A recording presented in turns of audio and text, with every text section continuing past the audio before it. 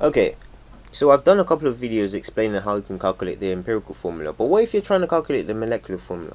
Now, the molecular formula represents the formula, and it includes all the atoms of each element present in a compound. So if a molecule contains 6 carbon atoms, this is just a hypothetical molecule, 6 carbon atoms, say so C6, um 6 hydrogen atoms, H6.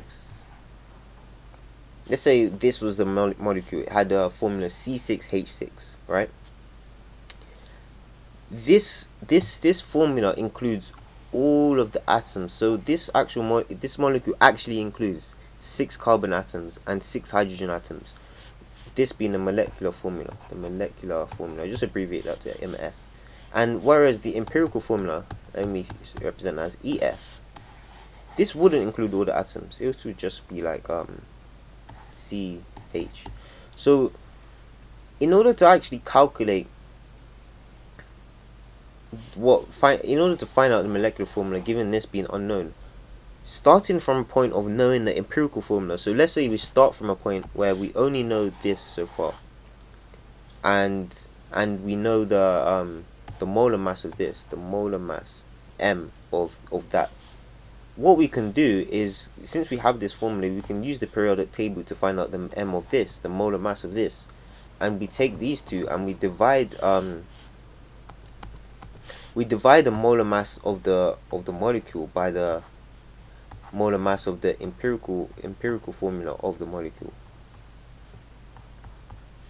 and this will give us a number. So let's say the number was 2. This number, which is produced by dividing the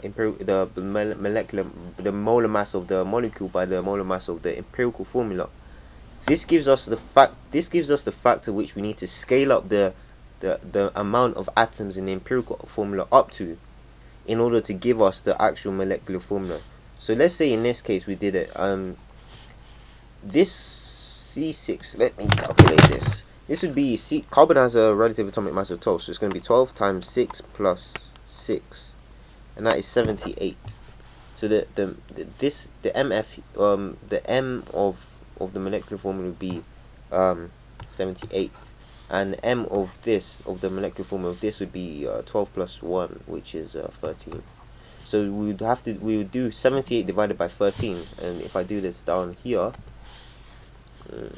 78 divided by 13, this would give us 6,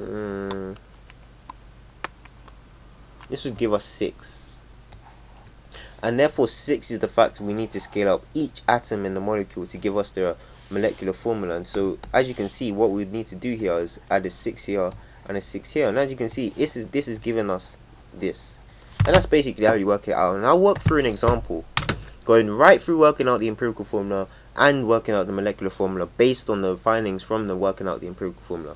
And that's basically it. See ya.